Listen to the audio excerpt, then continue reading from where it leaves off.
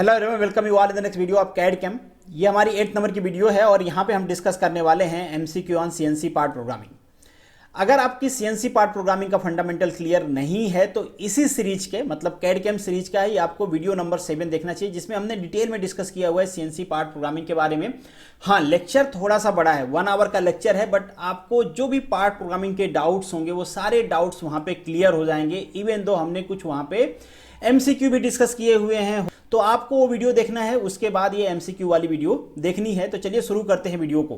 Before starting the lecture, this is the humble request to all of you, follow Monu academy on the different platform. अगर आपको इन video के PDF चाहिए तो आप मुझे टेलीग्राम पे ज्वाइन कर सकते हैं, आप मुझे इंस्टाग्राम और फेसबुक पे भी फॉलो कर सकते हैं। अगर आप मुझसे पर्सनली जुड़ना चाहते हैं तो आप मेरे ट्विटर और इंस्टाग्राम की आईडी को फॉलो कर सकते हैं।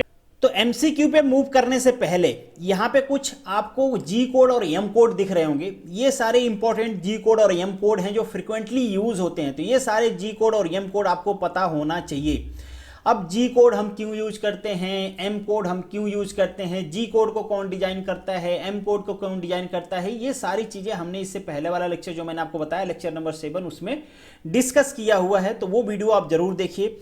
चलिए मूव करते हैं हमारे फर्स्ट एमसीक्यू पे। ये एमसीक्यू आपके गेट एग्जाम 2016 में पूछा गया है 1 मार्क्स में। बहुत ही सिंपल एमसीक्यू है, यहाँ पे आपको मैच करना है। अगर आपको कोड की मीनिंग पता है तो इजीली ये क्वेश्चन आप सॉल्व कर सकते हो। G01 क्या है भाई? लीनियर इंटरपोलेशन, आप सभी को पता है, सिंपल कोड है, फ्रिक्वेंटली यूज होते हैं। G03 क्या होता है? Circular interpolation counter clockwise. G02 क्या होता है? G02 होता है क्लॉकवाइज और G03 होता है काउंटर क्लॉकवाइज, या फिर इसे हम एंटी क्लॉकवाइज भी कहते हैं।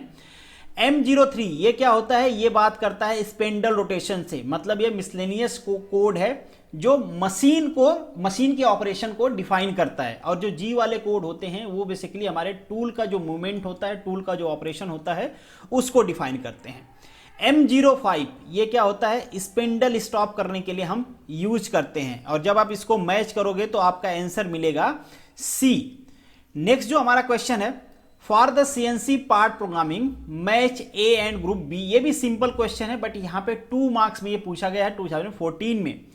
Circular interpolation counter clockwise, counter clockwise का अभी हमने देखा क्या होता है?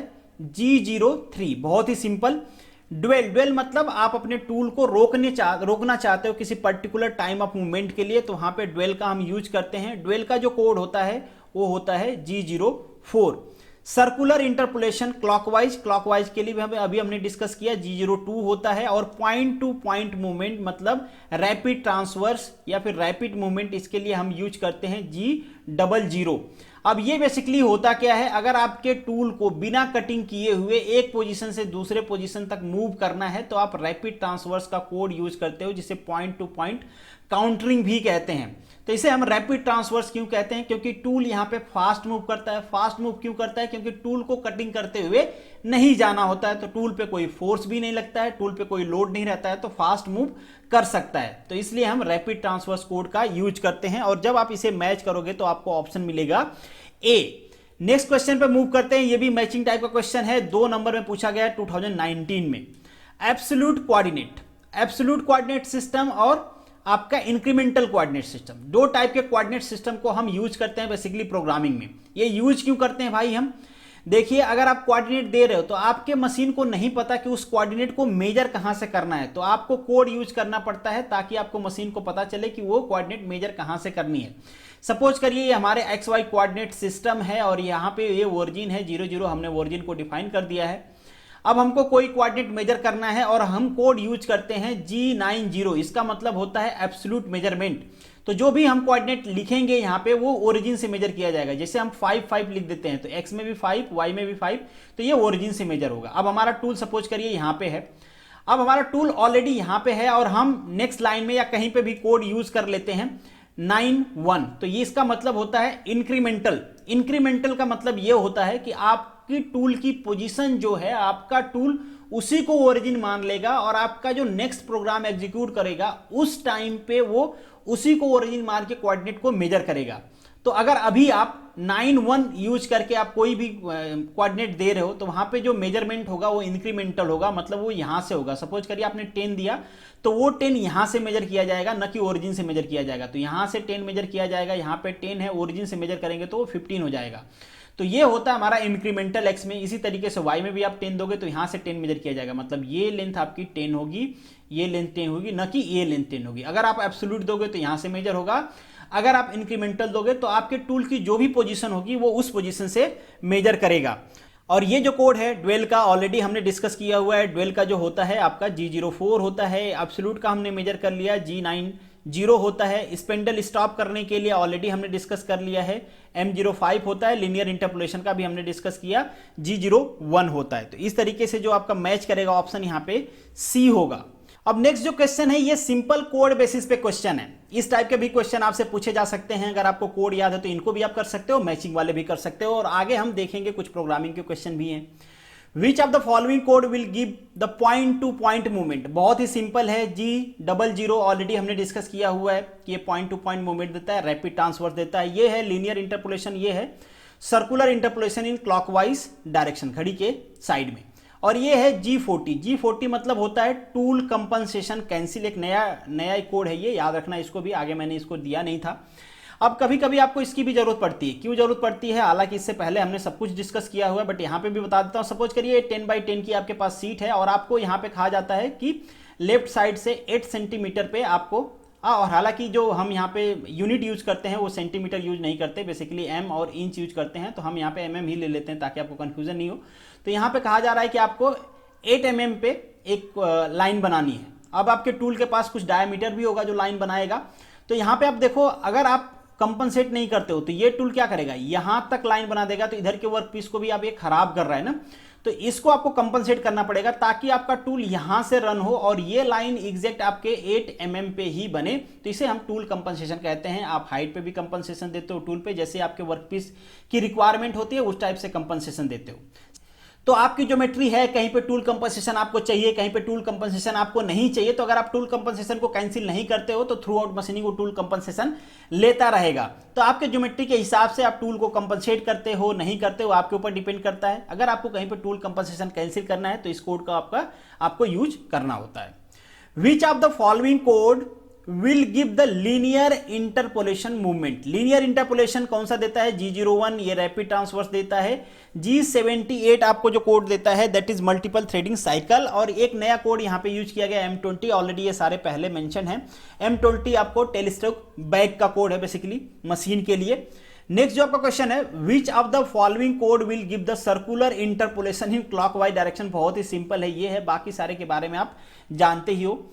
नेक्स्ट जो आपका क्वेश्चन है, which of the following code is use to give XY plane for the circular interpolation. Some time, वैसे तो मोस्ट ऑफ द टाइम आप XY प्लेन में करते हो क्योंकि बहुत ही जनरल होता है, हमारा सारा वर्क प्रोसेस वहीं पे होता है, बट चांसेस होते हैं कि आपको दूसरे प्लेन में भी मशीनिंग करनी हो। तो यहाँ पे कोड होता है G17 जो होता है वो XY के लिए होता है, तो ये भी आप डिफाइन कर सकते हो अपने ब्लॉक में।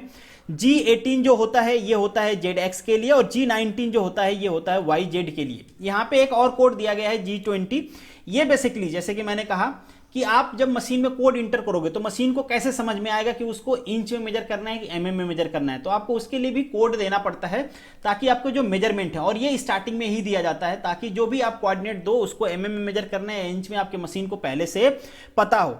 तो G20 का मतलब होता है इंपीरिकल या फिर इंच में मेजरमेंट होगा, और G21 का मतलब होता है मैट्रिक यूनिट या फिर mm में मेजरमेंट होगा। तो ये भी आप ध्यान रखना, शायद आगे मैंने मेंशन किया कि नहीं पता नहीं। नेक्स्ट जो क्वेश्चन है आपका, विच of the following code will change the specified unit in millimetre. Millimetre के लिए आप कौन सा यूज करते हो, अभी हमने डिस्कस किया, मैट्रिक यूज करते हैं G21। नेक्स्ट जो आपका क्वेश्चन है, which of the following code use to coolant off. Coolant off के लिए कौन सा कोड यूज होता है, M09। किस टाइप के, जब से कि आप मशीनिंग स्टार्ट करते हो तो अगर रिक्वायर्ड है तो आपको कूलेंट भी ऑन करना पड़ता है। तो शुरू में ही जब आप प्रोग्रामिंग लिखना स्टार्ट करते हो तो फर्स्ट या सेकंड ब्लॉक में ही आप मेंशन कर देते हो कूलेंट ऑफ ऑन करना है मशीनिंग से पहले। तो ये भी आपको ध्यान रखना होता है। यहाँ पे जो M01 है ये प्रोग्राम स्टॉप के लिए है, ऑप्शनल प्रोग्राम स्टॉप। M02 जो होता है एंड प्रोग्राम के लिए होता है। M03 ऑलरेडी आपको पता है ये स्पेंडल क्लॉकवाइज रोटेशन के लिए होता है। नेक्स्ट जो क्वेश्चन है, which of the following code use to spindle rotation in counter clockwise direction. Counter clockwise है तो M04 होगा, क्लॉकवाइज है तो M03 होगा। M05 कोज होता है स्पिंडल को स्टॉप करने के लिए, M09 क्लोड होता है कूलेंट को स्टॉप करने के लिए, भी हमने डिस्कस किया। अगर कूलेंट को ऑन करना चाहते हो मिस्ट कूलेंट तो M08 होता है। इसी तरीके से M07 भी होता है। बहुत सारे मशीन के कोड होते हैं, वो भी आपको याद करने शुरू में मैंने दिए थे। नेक्स्ट जो आपका क्वेश्चन है, which of the following code will produce the dwell for the specified time. ये बहुत ही इंपॉर्टेंट कोड है डुएल का, तो इसको आप ध्यान रखना, बार बार रिपीट हो रहा है, आप देख भी रहे हो, क्वेश्चन भी पूछे गए थे इस पे। तो यहाँ पे आपका ऑप्शन है डी। G18 किसके लिए होता है? XY प्लेन के लिए होता है, ऑलरेडी हमने डिस्कस किया। G15 क्या होता है? Turn off the polar coordinate. G17 क्या होता है? रेफरेंस पॉइंट रिजेक्शन चेक के लिए यूज करते हैं हम। तो ये सारे कोड आप याद रख लेना, जितना मैक्सिमम से मैक्सिमम याद कर सकते हो, बट ये सारे बहुत ही फ्रीक्वेंट यूज होते नहीं है। जो भी फ्रीक्वेंटली यूज होते हैं वो ऑलरेडी मैंने मेंशन कर दिया है।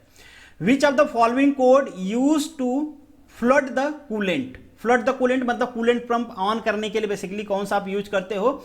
तो M07 का यूज होता है यहाँ पे मिस्ट कूलेंट के लिए, M08 का होता है कूलेंट स्टॉप करने के लिए, M09 का होता है, और स्पेंडल स्टॉप करने के लिए M05 का होता है। तो ये बेसिकली कोड्स होते हैं, आपको याद रहने चाहिए।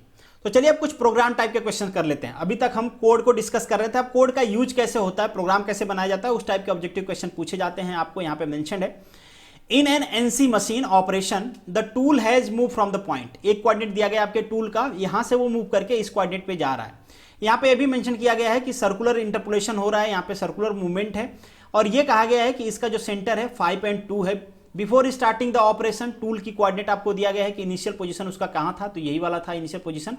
अब इसको ड्रॉ करके देखते हैं कि ये बेसिकली जो पूछना चाहते हैं उसके लिए प्रोग्राम आपको कैसे राइट डाउन करना है। तो ये हमने XY प्लेन ड्रॉ कर लिया, आप कोई सा भी ड्रॉ कर सकते हो, वो प्रॉब्लम है नहीं। अब आपसे कह रहा है कि इनिशियल पोजीशन ये है, तो आप मेंशन कर लो इनिशियल पोजीशन ये हमारा 5 हो गया, और y में 4 है तो थोड़ा सा छोटा ले लेते हैं, तो ये आपका 4 हो गया। इस पॉइंट को हम ड्रॉ कर लेते हैं डॉटेड लाइन से, ये आपका पॉइंट हो गया। तो ये आपका पॉइंट है बेसिकली 5 और 4। फाइनल पोजीशन क्या है आपकी? फाइनल पोजीशन 7 और 2 है, तो 7 ये 5 है, इधर 7 ले लेते हैं, ये 4 है तो इधर 2 ले लेते हैं, दोनों का हाफ। तो ये आपका पॉइंट आ गया, ये आपका पॉइंट है 7, ये आपका पॉइंट है 2, और ये पॉइंट है आपका 7 और 2। ये इनिशियल पॉइंट है, ये फाइनल पॉइंट है। कितने डायरेक्शन हो सकते हैं जाने के? 2 रास्ते हो सकते हैं इसके पास। एक तो ऐसे आ जाइए, अगर ऐसे आता है तो क्लॉकवाइज, अगर ऐसे आता है तो एंटी क्लॉकवाइज। अब हमको पता है कि ये क्लॉकवाइज जाएगा कि एंटी क्लॉकवाइज। कैसे पता है भाई? क्योंकि सेंटर दिया हुआ है, यहाँ पे सेंटर दिया हुआ है। देखो ये जो क्लॉकवाइज बन रहा है, अगर इसके इनिशियल पॉइंट को अगर हम एक्सटेंड करें और फाइनल पॉइंट को एक्सटेंड करें, तो ये कुछ यहाँ पे कट करेंगे तो ये इसका सेंटर हो जाएगा। सेंटर कितना है? 5.2, और यही आपको सेंटर मेंशन किया गया है। इसका मतलब है कि ये कैसा मूव कर रहा है? क्लॉकवाइज। अगर एंटी क्लॉकवाइज होता है तो इसको हम एक्सटेंड करते हैं और इसको एक्सटेंड करते हैं, तो ये यहाँ पे कट करता है, तो इस टाइम पे सेंटर होता है 7 और 4। अगर आपको सेंटर दे देता था 7 और 4, तो आप समझ जाते कि ये एंटी क्लॉकवाइज मूव कर रहा है। तो इस तरीके से क्वेश्चन को इंटरप्रेट आपको करना है। वैसे ऑप्शन से भी ये मैच कर जाता है। ऑप्शन से तभी मैच करेगा क्योंकि यहाँ पे देखो 2 दिए हैं, काउंटर क्लॉकवाइज का भी दिया है और एंटी क्लॉकवाइज का भी दिया है, एंटी क्लॉकवाइज का भी दिया है कोड। तो हमारा कोड कौन सा आया है? हमारा आया है क्लॉकवाइज का। तो यहाँ पे जो आपका ऑप्शन होगा वो बी करेक्ट होगा। अब आगे देख लेते हैं कि x 7 क्यों लिखा है और y 2 क्यों लिखा है, क्योंकि ये फाइनल कोऑर्डिनेट्स हैं। फाइनल में आपको टूल को कहां पहुंचना है ये आपको मेंशन करना होता है। तो आपने ये मेंशन कर दिया कि x डायरेक्शन में यहां पे जाना है, y डायरेक्शन में यहां पे जाना है। अब देखते हैं कि ij कैसे मेंशन किया है। देखिए ij यहां पे जो मेंशन किया है, ij मैंने आपको इससे पहले वाले लेक्चर में बताया था कि हमेशा एक इंक्रीमेंटल कोऑर्डिनेट्स होते हैं ij, और ij को मेंशन करने का प्रोसेस क्या होता है? देखिए ये जो आपका इनिशियल पॉइंट है इसको हम ओरिजिन मान लेते हैं और आपके सेंटर को हम रेफरेंस पॉइंट मान लेते हैं और यहीं से ij मेजर करते हैं। ये आपका ओरिजिन है। अगर ओरिजिन से x डायरेक्शन में बढ़ा तो i हो गया, ओरिजिन से y डायरेक्शन में बढ़ा तो j हो गया। ठीक है, अब यहां से आपके सेंटर की तरह की हम डायरेक्शन देखें तो ये कितना हो जाएगी? j में कितना मूव किया आपने? 2। i में x डायरेक्शन में आपने कुछ मूव किया? नहीं। x डायरेक्शन में देखो यही 5 था, यहां पे भी यही 5 था, यहां पे भी, तो यहां पे i 0 होना चाहिए, j 2 होना चाहिए। तो ये भी आप प्रोग्राम में लिख सकते हो। यहां पे 5 और 2 दिया है, तो इन्होंने क्या किया है? सिंपली यहां पे सेंटर की कोऑर्डिनेट मेंशन कर दिया है ताकि आपके प्रोग्राम को ये पता चल जाए, आपके मशीन को ये पता चल जाए कि ये आपका सेंटर है और इस तरीके से मूवमेंट हो रहा है।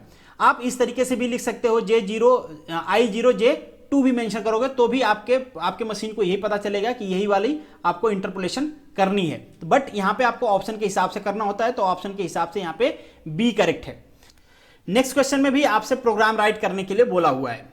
यहां पे भी एक सर्कुलर इंटरपोलेशन हो रहा है। एक कोऑर्डिनेट दिया गया है 5 5, दूसरा कोऑर्डिनेट आपको फाइनल कोऑर्डिनेट दिया गया है 10 10, और सेंटर दिया गया है आपको 10 और 5। तो ऑलरेडी आपको सेंटर से पता चल जाएगा कि ये क्लॉकवाइज इंटरपोलेशन है या एंटी क्लॉकवाइज है। एक बार आप ड्रॉ करके भी देख सकते हो। तो ये हमने ड्रॉ कर लिया। दो कोऑर्डिनेट्स हैं आपके 5 5 हैं, तो ये हमारा 5 5 को एक हमारा कोऑर्डिनेट हो गया। 10 10 है तो हम यहाँ पे 10 10 ले लेते हैं।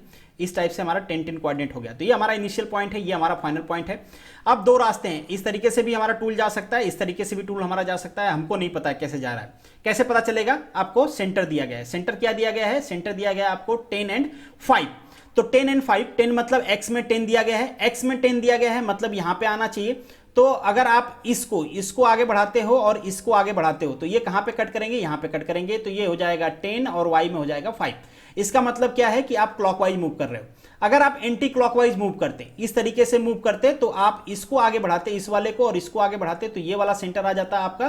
तो ये वाली कोऑर्डिनेट आपकी 5 आ जाती है और y वाली कोऑर्डिनेट आपकी 10 आ जाती है। बहुत ही सिंपल, दोनों तरीके से आपको सेंटर मिल रहे हैं, तो आपको पता चल रहा है कि ये क्लॉकवाइज मूव कर रहा है कि एंटी क्लॉकवाइज। इस तरीके से सेंटर मेंशन है तो आपको पता चल गया कि ये क्लॉकवाइज मूव कर रहा है। क्लॉकवाइज मूव कर रहा है तो जी कोड क्या आना चाहिए? G02। तो सिंपल, G02 कोड कहां पे है? फर्स्ट में है, तो G02 आपका सही होगा। अब आपको ये फाइनल पॉइंट्स मेंशन करने होते हैं। आपका कोऑर्डिनेट 10 और y में भी 10 यहीं पे जा रहा है। ये यहाँ पे इनिशियल कोऑर्डिनेट भी मेंशन कर दिए हैं। आप चाहो तो मेंशन करो, चाहो तो नहीं मेंशन करो, that is not a matter.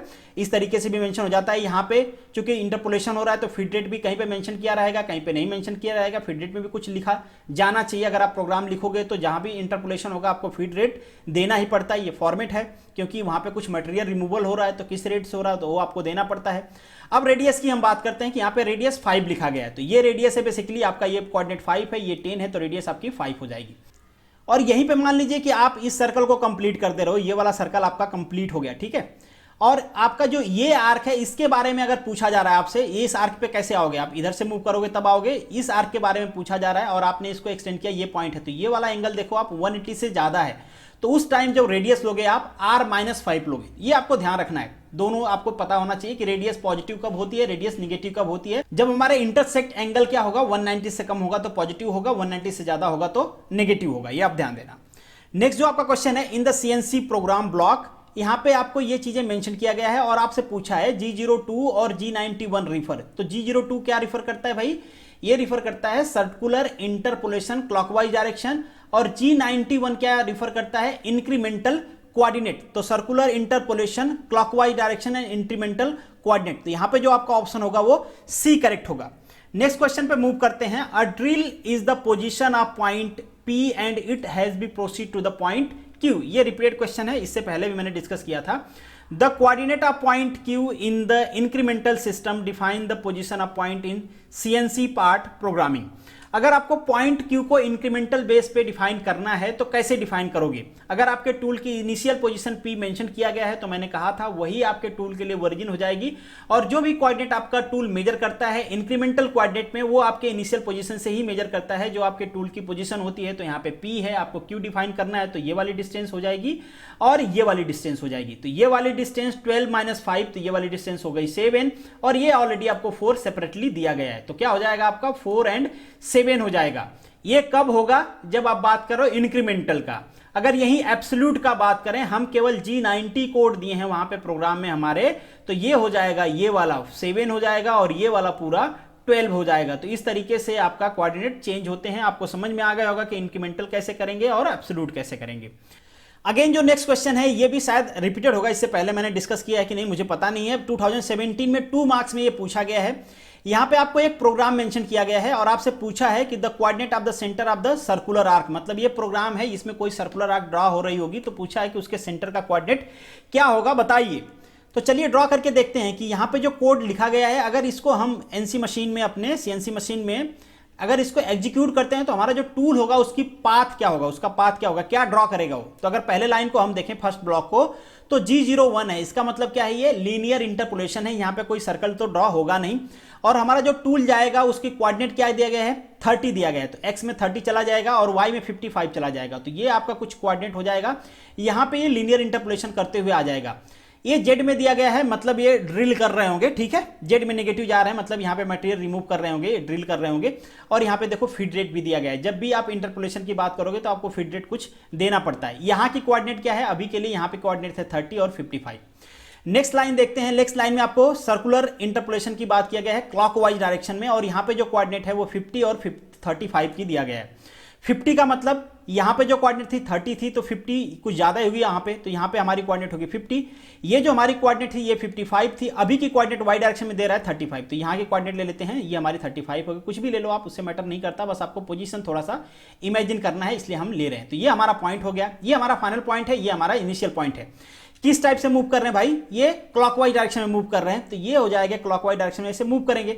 और मैंने पहले भी किया है कि ये जो पॉइंट्स हैं इन दोनों को एक्सटेंड करोगे, जहां पे ये मीट करेंगे वही उनका सेंटर होगा ना यार। ये देखो ये रेडियस हो जाएगी, ये इसका सेंटर हो जाएगा, और सेंटर का कोऑर्डिनेट आपसे पूछा गया है, तो सेंट्रल का कोऑर्डिनेट क्या हो जाएगा, ये वाला पॉइंट। तो ये वाला पॉइंट कितना था, 30 था, और ये वाला पॉइंट कितना है था, 35।